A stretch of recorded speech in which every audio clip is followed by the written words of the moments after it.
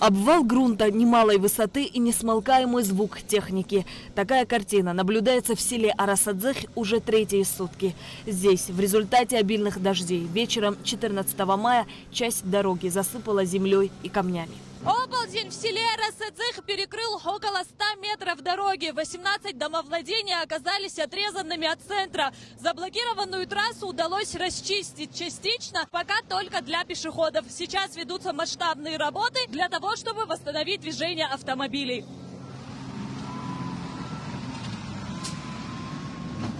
Главная дорога села соединяет Верхний и Нижний Арасадзых. На данный момент проезд к домовладению Утара-Какубава недоступен.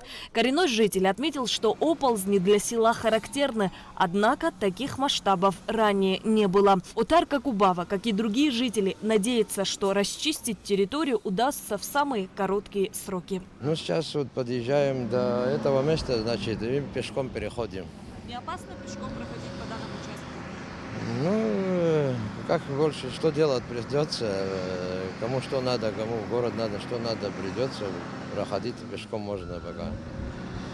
Ничего, здесь 2-3 дня потерпим.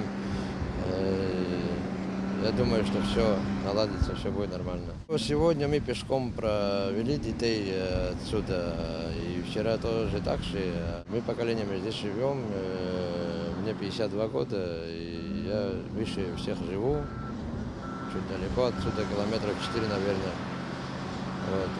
Только вот здесь, остальное больше нигде ничего не помешало в нашем селе.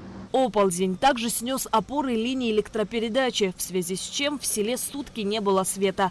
Причиной исхода природной стихии стали обильные ливневые стоки, которые подмыли крутой склон.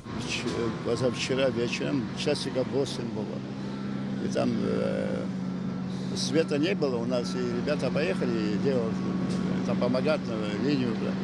И позвонили, сказали, здесь проезда нет. Они хорошо, что не заехали, то точно их накрыло бы. Это где-то к 8 часам было. И видите, там объем работы большой очень, 1,50 метра, наверное, сель сошла. Это между двумя скалами вероятность того, что здесь земля, асфальт не сойдет, потому что земля здесь твердая внизу. А сверху то, что сошло, это надо почистить просто. Работа очень объемная. На место чрезвычайной ситуации направлена необходимая техника от администрации Ачимчирского района. Проводится поэтапное очищение дороги от обвала и деревьев. Нам помогает администрация района, и потом они попросили, с асфальтового завода трактор вчера работал. Сегодня Тайфуна попросили тоже, чтобы поработал, и вместе ребята помогают, кто у нас вместе со своими силами поддерживаем эту работу. Вручную мы работу вчера провели, у нас свет провели вчера, лишний там 18 хозяйств внизу проживает.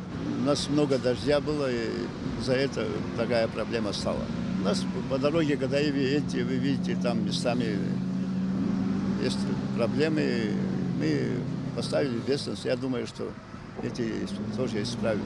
Оползень – опасное природное явление. Смещение массы горных пород по склону под воздействием собственного веса и дополнительной нагрузки вследствие подмыва, переувлажнения, сейсмических толчков и иных процессов. Поэтому следует действовать аккуратно и просчитать, как будет лучше. Ведь это природа, и она непредсказуема, говорят специалисты.